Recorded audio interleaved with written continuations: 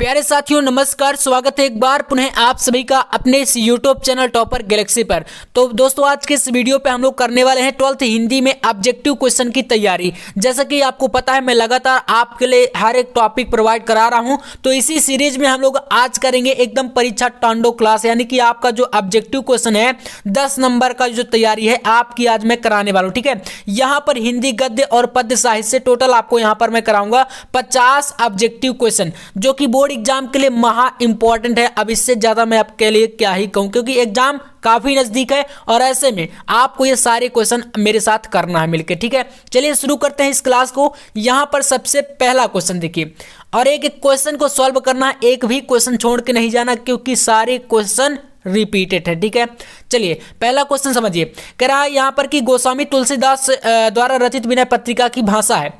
अब देखिए यहां पर हिंदी गद्य साहित्य और पद्य साहित्य दोनों से क्वेश्चन मैंने लिए हैं। ठीक है, तो यहां पर बताइए आप लोग कौन सी भाषा होगी, अवधी, मैथिली, ब्रज और खड़ी बोली। तो राइट आंसर यहां पर लगाएंगे हम लोग ब्रज भाषा। कौन सी यहां पर भाषा है, ब्रज भाषा आप लोग कर लीजिएगा। और मुझे कमेंट में आप लोग बताइएगा लास्ट में कि आप यहां पर 50 में से कितने क्वेश्चन बिल्कुल सही कर पाते हैं।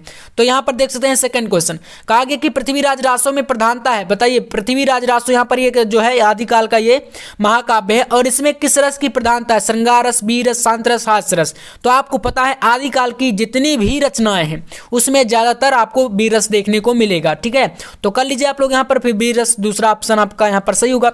अगला देखिए, पृथ्वीराज रासों में प्रधानता, यहां पर सेकंड क्वेश्चन ये भी देखिए रिपीट हो चुका है, तो कर लेंगे हम लोग यहां पर वीर रस। नेक्स्ट क्वेश्चन देखते हैं। अगला देखिए यहां पर है रामचंद्रिका रचना है। बताइए रामचंद्रिका किसकी रचना है, केशवदास, पद्माकर और चिंतामणि और घनानंद। तो राइट आंसर आप यहां पर लगाएंगे यहां पर केशवदास जी। ठीक है ना, पहला विकल्प आप कर लेंगे।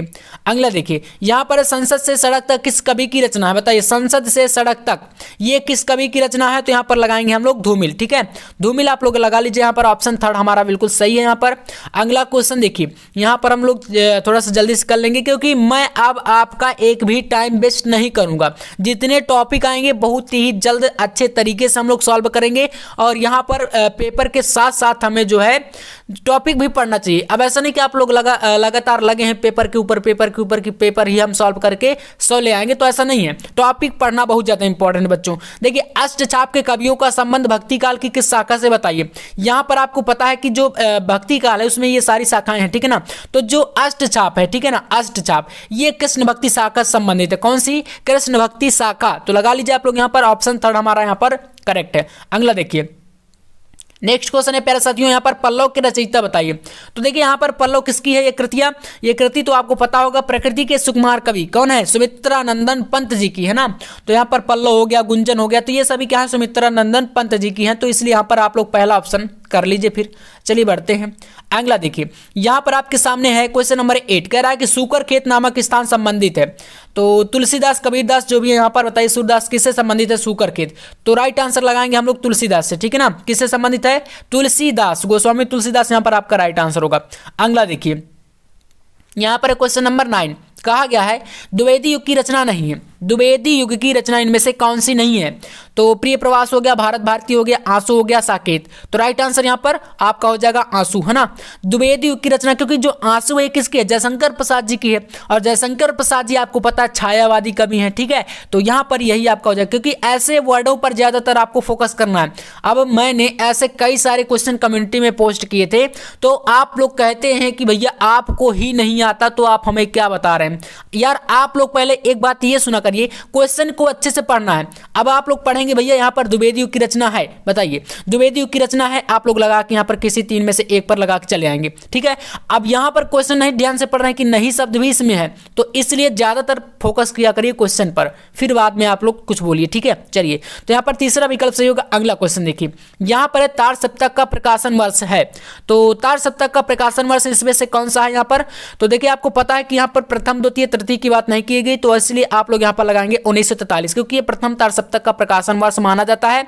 तो यहाँ पर सेकंड ऑप्शन हमारा करेक्ट है। अगला देखिए नेक्स्ट क्वेश्चन है प्यारे साथियों, निम्न में से कौन छायावादी कवि है? तो भैया छायावादी कवि यहाँ पर हो जाएंगे आपके सूर्यकांत त्रिपाठी निराला, ठीक है ना, सूर्यकांत त्रिपाठी निराला। तो आप लोग लगा लीजिए यहाँ पर ऑप्शन फर्स्ट में। चलिए अगला देखिए, यहाँ पर है क्वेश्चन नंबर 12। इसमें कहा गया कामायनी किस युग की रचना है? बताइए। कामायनी जयशंकर प्रसाद जी की है, तो यहाँ पर छायावादी हो जाएगा शायद से आपका, है ना, छायावादी। तो लगा लीजिए आप लोग यहाँ पर थर्ड ऑप्शन में, क्योंकि जो जयशंकर प्रसाद जी हैं वो छायावादी कवि। ये चीज़ हमेशा याद रहे कि आप अगर कवियों को पहचान गए कि कौन सा कवि किस काल का है, तो भैया आप रचनाओं में या समय में कभी भी मिस्टेक नहीं करेंगे, बिल्कुल नहीं करेंगे।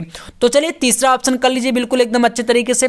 अब आता है यहाँ पर अगला क्वेश्चन, देखिए निम्न में से कौन सा कवि रीति काल का? बताइए इनमें से कौन सा कवि रीति काल का है, ठीक है। तो यहाँ पर है जयशंकर प्रसाद, रामधारी सिंह दिनकर, मलूक दास, और इसके बाद है बिहारी लाल। तो राइट आंसर हमारा यहाँ पर हो जाएगा बिहारी लाल, ठीक है ना। लगा लीजिए आप लोग रीतिकाल से संबंध रखते हैं बिहारी लाल जी, तो यहाँ पर आपका राइट आंसर फोर्थ नंबर होगा। अगला क्वेश्चन, प्रयोगवाद के प्रवर्तक हैं। प्रयोगवाद के प्रवर्तक भैया आप लोग आंग मूत के लगाएंगे यहाँ पर अज्ञेय में, ठीक है ना। सेकंड ऑप्शन हमारा यहाँ पर बिल्कुल राइट है। अगला क्वेश्चन यहाँ पर आपके सामने है क्वेश्चन नंबर 15। देखिए नवोदय भक्ति के प्रकार, जितने भी क्वेश्चन करा रहा हूँ एकदम मोस्ट इंपॉर्टेंट है। मैंने खुद ये क्वेश्चन खुद से लिख कर एकदम सेलेक्ट करके अच्छे तरीके से लिखे हैं, आप लोग देख सकते हैं ये पूरा एकदम हैंड रिटेन है। अब ऐसा नहीं कि मैं यहाँ पर किसी से मतलब कहीं से भी फोटो खींच के ऐसा कुछ किया हूँ, ऐसा नहीं है, बिल्कुल मैंने इन्हें सेलेक्ट किया है, रिपीटेड क्वेश्चन है आपके लिए। तो 15 नंबर देखिए नवोदय भक्ति के प्रकार कितने हैं? तो यहाँ पर राइट आंसर आपका हो जाएगा 9, ठीक है ना। 9 यहाँ पर नवोदय मतलब 9 आप लगा लीजिएगा यहाँ पर ऑप्शन 4 में। अगला क्वेश्चन यहाँ पर है कि भक्ति काल के प्रेमाश्रय शाखा का के कवि। तो देखिए अब यहाँ पर प्रेमाश्रय की बात करी गई, ठीक है ना। जैसे अष्टचाप का संबंध कृष्ण भक्ति शाखा से है, वैसे ही यहाँ पर बताना है कि प्रेमाश्रय, एक होती है ज्ञान आश्रय और ये प्रेमाश्रय। तो यहाँ पर राइट आंसर लगाएंगे हम लोग यहाँ पर मंजन, ठीक है ना, मंजन। तो यहाँ पर आप लगा लीजिए कि आपका मंजन जो यहाँ पर कवि है वो प्रेमाश्रय से रिलेटेड है। अगला देखिए नेक्स्ट क्वेश्चन है बच्चों, यहाँ पर निम्न में से कौन सी रचना भक्ति काल के में लिखी गई है? तो भैया यहाँ पर आपका देखिए हाँ सूरसागर, ये देखिए आपका सूरदास जी की है और सूरदास जी के भक्ति शाखा के संबंध है, भक्ति काल के कवि हैं। तो भैया यहाँ पर आपका सेकंड विकल्प ही तो सही होगा। चलिए अगला क्वेश्चन हमारा यहाँ पर देख सकते हैं क्वेश्चन नंबर 18। कहा गया कि झरना के रचयिता, भैया लहर, झरना, आंसू, कामायनी ये सभी किसकी हैं? जयशंकर प्रसाद जी के हैं बोलेंगे गुरु जी। तो चलिए लगा लीजिए फिर आप लोग यहाँ पर ऑप्शन थर्ड में, ठीक है ना। तीसरा ऑप्शन आपका सही है, जयशंकर प्रसाद जी। झरना के रचयिता कौन है? जयशंकर प्रसाद। चलिए अगला क्वेश्चन देखते हैं। अब यहां पर देखेंगे हम लोग यहाँ पर 19 नंबर क्वेश्चन, इसमें कहा गया कि उर्वशी के रचनाकार कौन है? तो भैया आप इसको भी बहुत ही आसानी से बता देंगे। देखिए उर्वशी ये किसकी हो जाएगी? रामधारी सिंह दिनकर जी की, है ना। तो आप लगा लीजिए फिर रेणुका हो गया, हुंकार हो गया, परशुराम की प्रतीक्षा हो गया, ठीक है ना, कुरुक्षेत्र हो गया, उर्वशी, ये सभी रामधारी सिंह दिनकर जी के कृतियां। तो कम से कम इतना तो आप याद कर लिए होंगे, है ना। अगला देखिए नई कविता के कवि हैं, नई कविता के कवि यहाँ पर हो जाएंगे नरेश शर्मा। कौन हो जाएंगे? नरेश शर्मा लगा लीजिए आप लोग फर्स्ट ऑप्शन में, ठीक है। तो पहला विकल्प आप लोग बिल्कुल सही कर लीजिए। अगला देखिए 21 नंबर क्वेश्चन, आदिकाल की रचना बताइए कौन सी है? आदिकाल की रचना यहाँ पर, हाँ तो देखिए अगर बात करें यहाँ पर खुमान रासो की, ठीक है ना, ये सबसे पुरानी है, यानी कि आपका यहाँ पर यही राइट होगा, ठीक है। तो खुमान रासो यहाँ पर हो जाएगा आपका। अगला देखिए 22 नंबर क्वेश्चन यहाँ पर है कविकुल कल्पतरु रचना है, तो ये किसकी रचना है आपको बताना है। तो यहाँ पर कुलपति मिश्रा आप लगाएंगे, ठीक है। तो कविकुल कल्पतरु, पहले कृति को अच्छे से पढ़ लेना, कविकुल कल्पतरु याद रखेगा, कुलपति मिश्रा।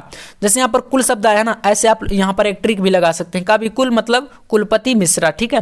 तो चलिए सेकंड लगा लीजिएगा आप लोग।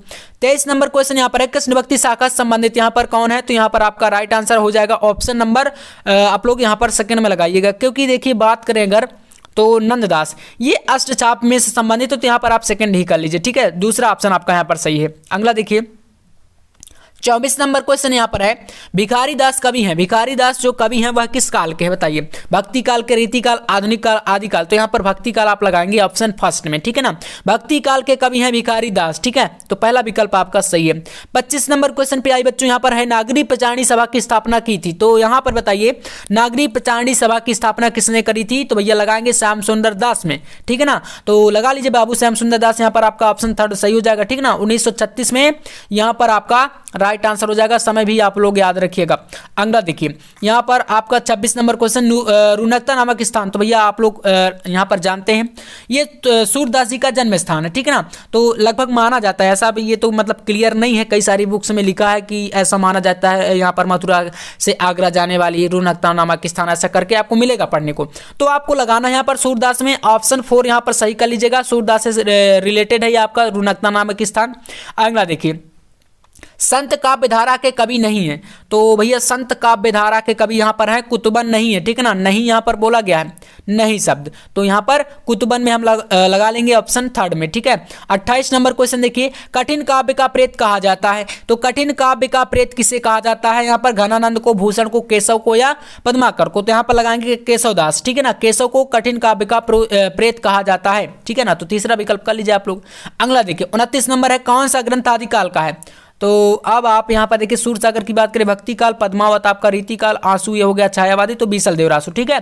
तो यहाँ पर 3rd ऑप्शन आपका सही होगा, ठीक है ना। बीसल देवरासु आपको लगा देना है ऑप्शन नंबर 3 में। अगला क्वेश्चन देखिए, 30 नंबर क्वेश्चन यहाँ पर है, प्रेम आश्रय सूफी काव्य धारा का संबंध किससे है? बताइए, जो प्रेम आश्रय है ये सूफी काव्य धारा, इसका जो संबंध है वह किस शाखा से है? कृष्ण भक्ति से, सगुण भक्ति से, निर्गुण से या राम भक्ति से? तो राइट आंसर लगाएंगे हम लोग यहाँ पर निर्गुण, ठीक है ना। निर्गुण में आप लगा लीजिएगा, ऑप्शन नंबर 3 यहां पर सही है आपका। अगला देखिए 31 नंबर क्वेश्चन है, कौन सी रचना भूषण की नहीं है? अब यहां पर फिर से नहीं शब्द आया, नहीं शब्दों को हमेशा ध्यान रखिएगा। तो इसमें लगाएंगे रामचंद्रिका में, किस में लगाएंगे? रामचंद्रिका, ऑप्शन नंबर 4 आपका सही हो जाएगा, ठीक है। तो लगा लीजिए आप लोग। चलिए अगला क्वेश्चन देखते हैं। अब नेक्स्ट क्वेश्चन यहां पर है, बसुआ गोविंदपुर में जन्म हुआ था, तो इनमें से किसका जन्म बसुआ गोविंदपुर ग्राम में हुआ था? रत्नाकर का, सूरदास का, रामधारी सिंह दिनकर, बिहारी जी। तो देखिए यहां पर आपको पता है बिहारी लाल यहाँ पर आपका राइट आंसर होगा। आपने बिहारी लाल का जीवन परिचय क्लास 10th में जब पढ़ा होगा तो आपको पता होगा, यहाँ पर आपका बसुआ गोविंदपुर ग्राम में इनका जन्म हुआ था, ठीक है ना। तो अब अगला क्वेश्चन देखते हैं, इसमें लगा लीजिएगा आप लोग ऑप्शन 4 में। 33 नंबर क्वेश्चन, तुलसीदास की रचना नहीं है, ठीक है ना, नहीं शब्द आया है इसमें। तो अब यहाँ पर रामलला नहचू हो गया, ये तो है इनकी, ठीक है ना। अब अगला देखें तो पार्वती मंगल है, तो ये भी आपका यहाँ पर हो जाएगा। तो देखिए ये आपका केशवदास की, रामचंद्रिका इसमें लगाएंगे ऑप्शन 4 यहाँ पर नहीं होगा, बाकी के सारी रचनाएं तुलसीदास जी के, ठीक है ना। तो चौथा विकल्प आपका सही होगा क्योंकि यहाँ पर नहीं शब्द आया है आपका, ठीक है। अगला देखिए 34 नंबर क्वेश्चन है प्यारे बच्चों, आपका कह रहा है कि राम भक्ति शाखा के कवि नहीं है, तो यहाँ पर भैया राम भक्ति शाखा के कवि कौन से नहीं है? तो चतुर्भुज दास, ठीक, क्योंकि ये कृष्ण भक्ति के हैं, ठीक है। तो फिर आपका यहाँ पर यही होगा सही, ठीक है, लगा लीजिए। अगला देखिए यहाँ पर 35 नंबर क्वेश्चन कह रहा है कि आला खंड का दूसरा नाम क्या है? आला खंड का दूसरा नाम भैया परमाल रासो है। क्या है? परमाल रासो। तो सेकंड विकल्प आप लोग कर लीजिए। अगला देखिए यहाँ पर है सांधनी गीत संग्रह है, तो कीर्ति चौधरी का, सुमन राजे का, शकुंतला माथुर, महादेवी वर्मा। तो यहाँ पर राइट आंसर लगाएंगे हम लोग महादेवी वर्मा, ठीक है ना। सांधनी गीत ये किसका है? महादेवी वर्मा का काव्य संग्रह है। इसके बाद देखिए 37 नंबर है, साकेत रचना है। साकेत किसकी रचना है? तो भैया यहाँ पर मैथिली सेनगुप्त जी की है। मैंने मैथिली सेनगुप्त जी का, राष्ट्रकवि मैथिली सेनगुप्त जी का जब जीवन परिचय पढ़ाया था उसी में हमने देखा था कि साकेत आपका यहाँ पर मैथिली सेनगुप्त जी की कृति है। अगला देखिए अब नेक्स्ट क्वेश्चन यहाँ पर 38 नंबर, गुनाहों के देवता कृति है। गुनाहों के देवता हजारी प्रसाद द्विवेदी, गुलाब राय, धर्मवीर भारती या रघुवीर सहाय। तो राइट आंसर धर्मवीर भारती जी की है, ठीक है ना। भारत यहाँ पर आपका गुनाहों का देवता, तो लगा लीजिएगा आप लोग तीसरा विकल्प। यहाँ पर नेक्स्ट क्वेश्चन देखते हैं हम लोग 39 नंबर देखिए, भारत भारती के रचनाकार। तो भारत भारती के रचनाकार यहाँ पर कौन हो जाएंगे? तो हमने मैथिली सेनगुप्त जी का जीवन परिचय इसी में पढ़ा था, ठीक है। भारत भारती, क्योंकि भारत भारती ये एक प्रकार की राष्ट्र से संबंधित ये करती है, और मैथिली सेनगुप्त जी को भैया राष्ट्र कवि कहा जाता है। इनकी जितनी भी ज्यादातर रचनाएं थी वो सभी राष्ट्र प्रेम से संबंधित थी। तो बस लगा लीजिए फिर यहाँ पर आप लोग तीसरा विकल्प। अगला देखिए यहाँ पर 40 नंबर क्वेश्चन है प्यारे बच्चों, कह रहा है कि भवानी प्रसाद मिश्र कवि के रूप में संग्रहित है, तो किस में? तार सप्तक, यानी कि कौन से वाले में? दूसरे, तीसरे, चौथे या तार सप्तक में? इतना ही आपको बताना। तो राइट आंसर लगा लीजिए आप लोग दूसरा, यानी कि दूसरा तार सप्तक। और ये कब प्रकाशित हुआ था? तो 1951 में, ठीक है ना। 1951, ठीक है ना, याद रखिएगा। पहला आपका 1943 में, दूसरा आपका 1951 में, और तीसरा आपका 1959 में, ठीक है ना। तो यहाँ पर दूसरा तार सप्तक आपका सही होगा, option number second. 41 number question पे आई प्यारे बच्चों, यहाँ पर बताया गया अष्टछाप कवियों का संबंध भक्ति काल की किस शाखा से? तो कृष्ण भक्ति शाखा से, है ना। डायरेक्ट हम लोग आंसर यहाँ पर जानेंगे आज। तो यहाँ पर तीसरा विकल्प आप लोग कर लीजिएगा, कृष्ण भक्ति शाखा से संबंधित है अष्टछाप, क्योंकि ये आपका था यहाँ पर भक्ति काल में कृष्ण भक्ति जो कि सूरदास इसके प्रमुख कवि थे, तो वही है, ठीक है ना। अगला देखिए 42 नंबर क्वेश्चन है, श्रृंगार और वात्सल रस के अमर कवि कौन है? तो बिहारी लाल हो गया, गोस्वामी तुलसीदास, सूरदास, गहनानंद। तो भैया यहाँ पर आप जानते हैं, ठीक है ना, लगा लीजिए आप लोग थर्ड ऑप्शन सूरदास में, है ना। तो श्रृंगार रस और वात्सल में जितना भी इनका मतलब कृष्ण से संबंध, भगवान कृष्ण की जितनी भी इन्होंने सूरदास जी ने कृतियाँ करी हैं, तो आप जानते होंगे उनमें सभी में वात्सल भक्ति इस प्रकार से वहाँ पर दर्शाया गया है। एक एक दोहे चौपाई जब आप उनकी पढ़ेंगे तो वहाँ पर आपको देखने को मिलेगा, ठीक है। चलिए नेक्स्ट देखिए 43 नंबर क्वेश्चन है, अमीर खुसरो की रचना। तो भैया यहाँ पर हो जाएगा कौन सी? राउल बेल हो गया, खालिक बारी, पाउंड दोहा या भविष्य कहा। तो राइट आंसर लगा लीजिए सेकंड ऑप्शन यहाँ पर खालिक बारी आपका हो जाएगा, ठीक है ना। खालिक बारी किसकी है? अमीर खुसरो की ये कृति है, तो सेकंड विकल्प आप इसमें लगाएंगे। 44 नंबर देखिए, कविता वर्धनी सभा के संपादक। तो यहाँ पर राइट आंसर कौन सा हो जाएगा? तो भारतेंदु हरिश्चंद्र, ठीक है ना। कविता वर्धनी सभा के संपादक यहाँ पर हैं भारतेंदु हरिश्चंद्र, तो सेकंड ऑप्शन आपका सही है। 45 नंबर क्वेश्चन देखिए, कहा गया है सूरसागर के वर्ण विषय का आधार। तो सूरसागर के वर्ण विषय का आधार क्या था? तो राइट आंसर यहाँ पर हो जाएगा श्रीमद् भागवत, ठीक है ना। श्रीमद् भागवत यहाँ पर आपका राइट आंसर है, पहला विकल्प कर लीजिए आप लोग। अगला देखिए यहाँ पर है 46 नंबर क्वेश्चन, कहा गया है कि बिहारी संशयी में दोहों की संख्या कितनी है? बिहारी लाल जी की जो कृति है बिहारी संशयी, इसमें कुल कितने दोहे हैं? 700, 713, 719 या 724? तो राइट आंसर लगा लीजिए आप लोग यहाँ पर 713, ठीक है ना। दूसरा ऑप्शन यहाँ पर आपका सही होगा। अगला देखिए 47 नंबर है, भक्ति आंदोलन का श्रेय जाता है। भक्ति आंदोलन का श्रेय किसे जाता है? ठीक है ना, वल्लभाचार्य को, शंकराचार्य को, रामानुजाचार्य को, निम्बार्क को। तो यहाँ पर राइट आंसर लगाएंगे हम लोग, रामानुजाचार्य को जाता है भक्ति आंदोलन का श्रेय, ठीक है ना। तो थर्ड ऑप्शन आप लोग लगा लीजिएगा, तीसरा विकल्प यहाँ पर आपका सही है। 48 नंबर क्वेश्चन देखिए बच्चों, चिंतामणि कवि हैं। चिंतामणि कवि किसका मतलब वर्ग के हैं?